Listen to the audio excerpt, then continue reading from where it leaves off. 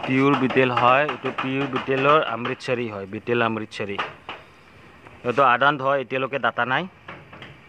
এইটো হাইট মোটামুটি যেতিয়া মানে কি দাঁতিব আৰু তেতিয়া মোৰ মতে এইটো